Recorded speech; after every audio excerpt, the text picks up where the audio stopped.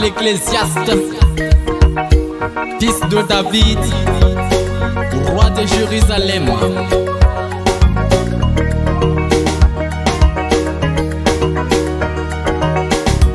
J'ai dit à mon cœur, allons, je t'éprouverai par la joie et tu goûteras le bonheur. Et voici, c'est encore là une vanité. J'ai dit du rire insensé et de la joie, à quoi sert-elle? Je résolus à mon cœur de livrer ma chair au vin, tandis que mon cœur me conduirait avec sagesse, et de m'attacher à la folie jusqu'à ce que je visse ce qu'il est bon pour les fils de l'homme de faire sous les cieux pendant le nombre des jours de leur vie.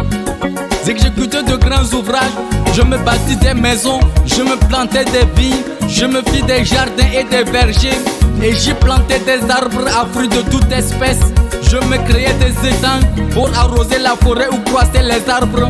J'achetais des serviteurs et des servantes, et j'eus leurs enfants nés dans la maison. Je possédais des troupeaux de bœufs et de brebis, plus que tout ce qui était avant moi dans Jérusalem. Je m'amassais de l'argent et de l'or et les richesses des rois et des provinces.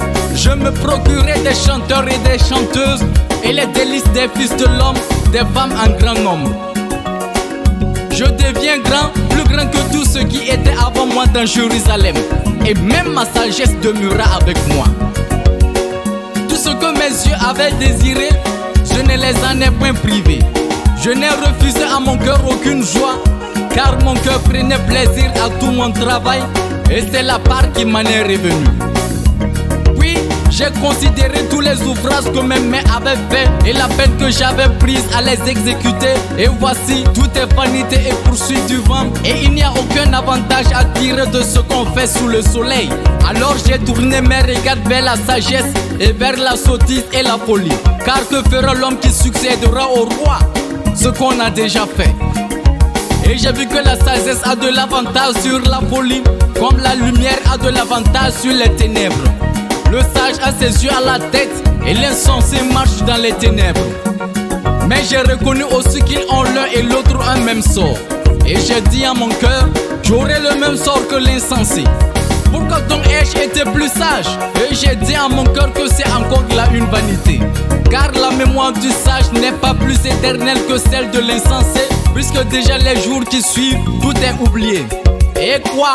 Le sage meurt aussi bien que l'insensé.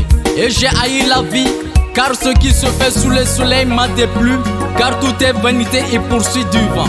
J'ai haï tout le travail que j'ai fait sous le soleil, et dont je dois laisser la jouissance à l'homme qui me succédera. Et qui sait s'il sera sage ou insensé?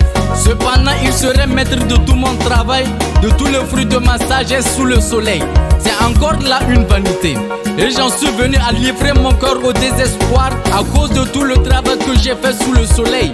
Car tel homme a travaillé avec sagesse et science et avec succès, et il laisse le produit de son travail à un homme qui s'en est point occupé. C'est encore là une vanité et un grand mal. Que revient-il en effet à l'homme de tout son travail et de la préoccupation de son cœur, objet de ses fatigues sous le soleil? Tous ses jours ne sont que douleur, et son partage n'est que chagrin. Même la nuit son cœur ne repose pas. C'est encore là une vanité. Il n'y a de bonheur pour l'homme qu'à manger et à boire, et à faire jouir son âme du bien-être au milieu de son travail. Mais j'ai vu que cela aussi vient de la main de Dieu, qui en effet peut manger et jouir si ce n'est moi, car il donne à l'homme qui lui est agréable la sagesse, la science et la joie, mais il donne aux pécheurs le soin de recueillir et d'amasser, afin de donner à celui qui est agréable à Dieu. C'est encore là une vanité et la poursuite